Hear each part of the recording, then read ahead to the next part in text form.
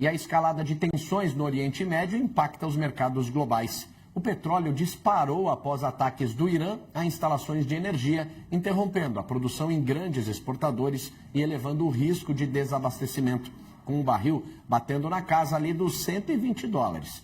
Para entender os reflexos desse cenário na economia e nos preços, nós vamos conversar agora com o economista Leonardo Baldez. Oi, Leonardo, muito bom dia para você. Seja bem-vindo aqui ao Pré-Market. Tudo bem contigo, meu amigo? Bom dia a todos. Mariana Almeida, nossa analista, também vai participar desse nosso bate-papo.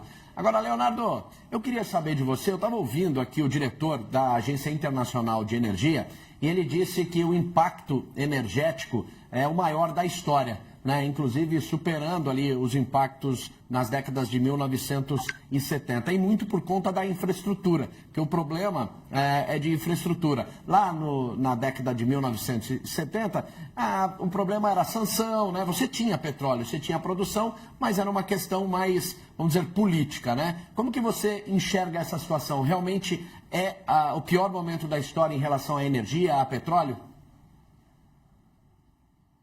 É o pior momento justamente pela questão estratégica ali do Irã, né? O local onde nós estamos ali, onde ele está, e a produção de petróleo, e a questão do nosso Estreito de Hormuz, ele é muito estratégico. Uma guerra contra o Irã sempre foi muito bem estudada por causa desses impactos. E quanto mais ela demora, o impacto é muito mais no curto que no longo prazo, né? Mas no curto prazo nós temos um preço oscilando acima de $100, que é um preço de petróleo que a gente não esperava nos últimos tempos e afeta praticamente toda a cadeia, né, de insumos industriais do mundo todo. E a questão logística do canal de Hormuz inviabiliza também grandes produtores, né, de toda a região lá do Golfo e do Kuwait, Emirados Árabes, a levar tanto esse insumo de energia para a Europa e para as Américas. Então, de fato, é algo preocupante e não é uma preocupação de longo prazo, mas no curto prazo todos sofrerão muito, inclusive acesso à energia e insumos, inclusive impacto no agronegócio, né? Quando se olha também fertilizantes, né? O nitrogênio ele é derivado de petróleo, então isso já impactou muito as commodities, o preço do custo, né, do insumo brasileiro, que 85% é importado, e ainda mais num momento onde a commodity está muito baixa e o produtor está endividado. Então nós temos para o Brasil impactos relevantes num momento difícil.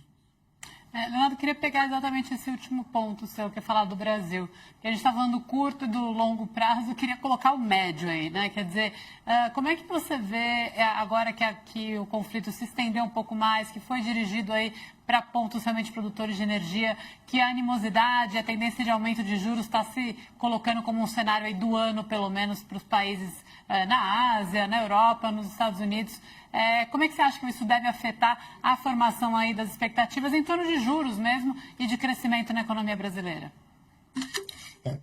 Conforme eu falei, o curto prazo ele é muito mais afetado, né? Se a guerra acabar da noite para o dia, os preços de longo prazo podem cair, se acomoda eventualmente esse problema de fornecimento de petróleo, mas assim, quando você olha no mercado micro, você vai ter janelas de oportunidade, por exemplo, de vendas maiores de veículos híbridos e elétricos, tensionados pela expectativa do aumento da gasolina e do petróleo. Quando você olha o mercado de juros, ele tem muito mais a ver com a economia dos Estados Unidos e no longo prazo, e a nossa questão fiscal de curto prazo, do que essa operação no médio e longo prazo, que as curvas de juros em momentos de guerra sempre elas vão para cima, a instabilidade cambial é muito grande e o ouro sempre cresce. Então, em todo momento de guerra, você tem esse mesmo movimento. Mas depois que diminui, as questões macroeconômicas do próprio país, a instabilidade de um ano de eleição e a taxa dos juros dos Estados Unidos são as variáveis fundamentais para poder fazer essa acomodação da taxa de juros de médio prazo e longo prazo. Ô, Leonardo, a gente está observando um aumento do combustível aqui no Brasil, um aumento até mais elevado do que era esperado, né? O governo tomou algumas medidas, como redução ou zerar, né, alguns tributos federais, como PIS, COFINS para diesel, mas a gente está vendo aí um diesel chegando a bater R$ 7,00 o litro em alguns postos, também um aumento da gasolina.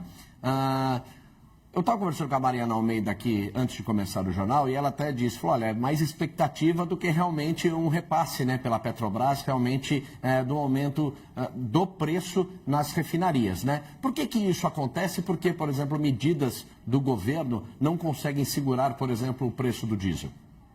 A Mariana está correta, porque formação de preço não é só a base racional. A base da expectativa é muito mais prevalecente. Então, o sujeito ele já pensa que vai comprar um produto para vender mais caro. Então, não faz sentido ele vender ele num preço mais barato, se o preço de reposição está mais caro. É a mesma métrica quando a gente tinha uma economia superinflacionária, que o sujeito já aumentava o preço pensando que vai aumentar o preço de reposição. E quando você tem um movimento de expectativa muito alta de aumento, aí é a velha e clássica regra da economia, oferta e demanda. Todo mundo está indo no posto com medo de que vai faltar produto, e aí o próprio dono do posto fala assim, eu estou com medo também que vai faltar produto, os fornecedores já falam que não tem o produto para entregar na medida que ele quer comprar, tudo isso aí é que faz com que o preço sobe. Então, qualquer medida que você tem, mesmo que seja importante e é necessária, né, de uma política para segurar preço, para diminuir custo, ela é ainda secundária versus a expectativa de preço e a expectativa da guerra. Mas eu relato que isso também continua sendo de curto prazo.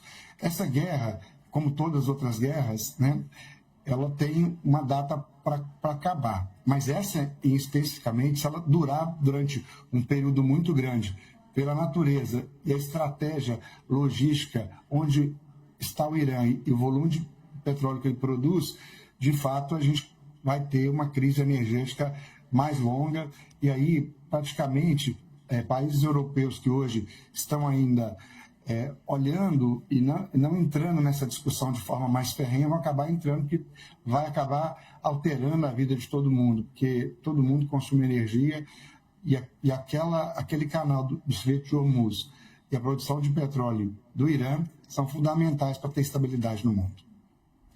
Leonardo Baldez, queria muito agradecer a sua participação aqui no Pré-Market. Um grande abraço para você e uma excelente semana. Para vocês também. Obrigado.